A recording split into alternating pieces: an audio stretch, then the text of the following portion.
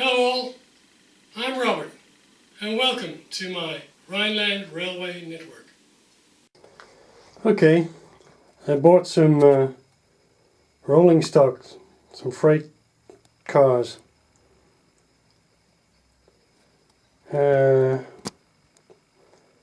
Package second-hand cars off of internet, containers, some hoppers, coal cars, a large scrap, it'll be a large scrap gondola, and a couple of larger box cars.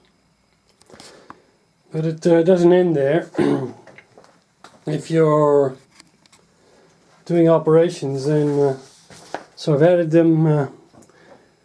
I've got a database of all my cars. I now have 140, about 140, which I think 150 would be about the maximum the layout can handle.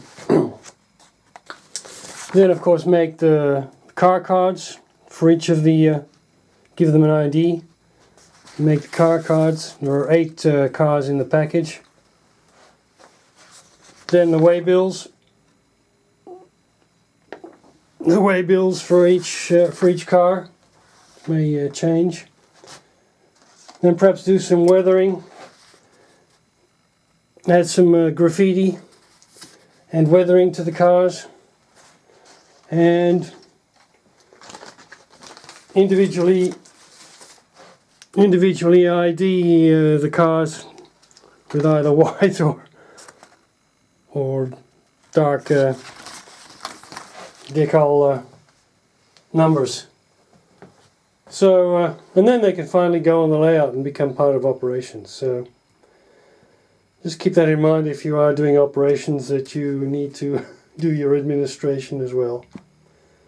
But it's all part of the fun of the hobby. At least I think this is the most interesting part, which is running the trains to a particular requirement. Okay.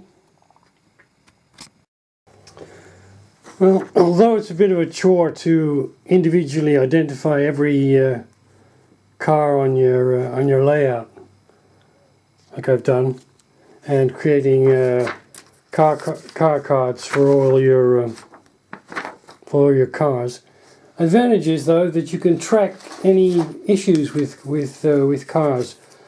So this is a Lima container car, but the couplings on this thing I've already modified once, but they're still causing issues. So on the car card of the so this is IMO3 into model 3. This is the car card IMO3. I've already indicated only to have the the car at the end of a train, because if it's at the start of a train with a lot of weight behind it, the car just gets pulled off the track. I think it's too light, or the wheelbase is too long.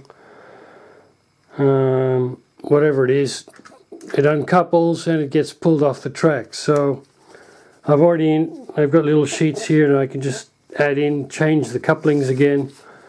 If that doesn't work, I'll dump the car completely. So you can keep track of any issues with cars. Americans call it a bad order form or something, but this is what I do. And same thing with a bunch of Lima auto racks that have given me no end of trouble. Particularly their couplings as well are useless. So at the moment I'm deciding whether to try to modify them or just dump them again. But anyway, the car cards allow you to track any issues with other cars. Check gauges. If you get a derailment, you can check the gauges of your wheels, change out the wheels if necessary, but generally keep track of cars and keep improving the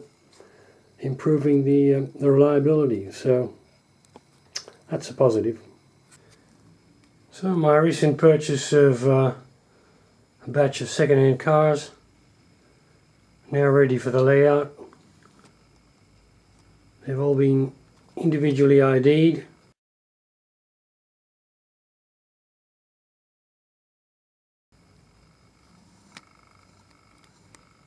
G39. Some have had loads added. G38.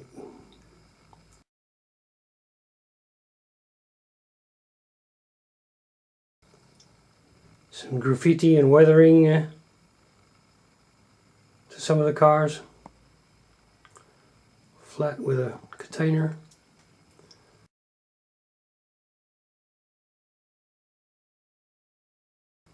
Box X21, weathered up, and another larger box, also weathered up, some graffiti added. X42. So they're now all ready to go on the layout. They've got their car cards and waybills and can now become part of operations.